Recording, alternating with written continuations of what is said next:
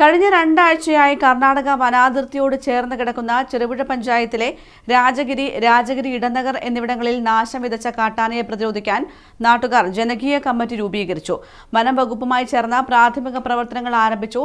കഴിഞ്ഞ 3 മാസമായി ഈ കാട്ടാന കേരള-കർണാടക അതിർത്തിയിൽ തമ്പടിച്ച കൃഷികൾ നശിപ്പിക്കുകയാണ്. മുണ്ടറോട്ടുകൊല്ലി എന്ന ഒറ്റയാന ഭയന്ന് പകൽ പോലും കൃഷിയിടത്തിലിറങ്ങാൻ കഴിയാതെ പ്രയാസപ്പെടുകയായിരുന്നു നാട്ടുകാർ. വനാതിർത്തിയിൽ ഫെൻസിംഗ് സ്ഥാപിച്ചിട്ടുണ്ടെങ്കിലും കൃത്യമായ പരിപാലനമില്ലാത്തതിനാൽ അവയൊക്കെ നശിച്ചിരുന്നു. ഈ ഫെൻസിംഗ് അറ്റകുറ്റപ്പണി നടത്തുകയും ഫെൻസിംഗ് കടന്നുപോകുന്ന ഭാഗം കാട് വെട്ടിത്തെളിച്ച് വൃത്തിയാക്കുകയും ചെയ്യുന്ന പ്രവൃത്തിയാണ് ജനകീയ കമ്മിറ്റിയും വനംവകുപ്പും സംയുക്തമായി ആരംഭിച്ചത്. ചെറുപുഴ പഞ്ചായത്ത് അംഗം VGK ജോണിന്റെ നേതൃത്വത്തിൽ നാട്ടുകാരും beat forest officer B Muhammad ഷാഫിയുടെ നേതൃത്വത്തിൽ വനംവകുപ്പ് ഉദ്യോഗസ്ഥരും സംയുക്തമായാണ് പ്രവർത്തനങ്ങൾ നടത്തുന്നത്. ഫെൻസിംഗ് അറ്റകുറ്റപ്പണി നടത്തുകയാണ് അടിയന്തര പ്രവർത്തനമായി ചെയ്യുന്നതെന്ന് ചെറുപുഴ പഞ്ചായത്ത് അംഗം VGK ജോൺ പറഞ്ഞു. ഒരു 1.5 മാസക്കാലമായി ഇതിലെ കൂടി ആന സ്ഥിരമായിട്ട് വരുന്നു. സ്ഥിരം എന്ന് പറഞ്ഞാൽ ഈ സ്ഥിരമായിട്ട് വരാൻ തുടങ്ങിയിട്ട് ഇപ്പം ഒരു 2 ആഴ്ച കാലമായുള്ളൂ. ഒന്നെങ്കിൽ ഇവിടെ അല്ലെങ്കിൽ കാനംവയൽ, കോഴിച്ചാല ഈ ഭാഗങ്ങളായി സ്ഥിരമായി ഇവരുടെ ശല്യം ഒരു ഒറ്റയാന്റെ ശല്യം രൂക്ഷമായിട്ട് അനുഭവപ്പെട്ടുകൊണ്ടിരിക്കുകയാണ്.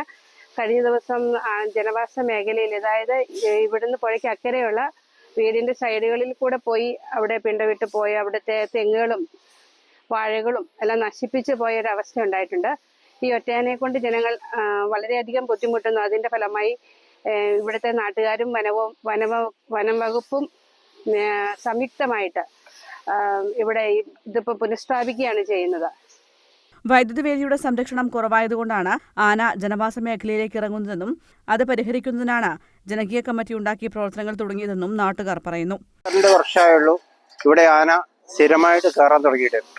മറ്റേ ഒരു 60-65 വർഷ കാലഘട്ടത്തിൽ ആന കയറിയതിന് ശേഷം ഈ 10-12 വർഷമായുള്ളൂ ആന സ്ഥിരമായിട്ട് കയറാൻ തുടങ്ങിയിട്ട്. തുടർച്ചയായിട്ട് കയറുന്നത് ഈ വർഷമാണ്.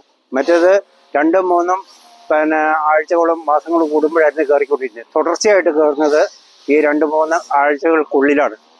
ഇതിനു മുമ്പ് ഇവിടെ ഈ വേലി ഇട്ടതുകൊണ്ട് ആന കയറാതിരുന്നതാണ്.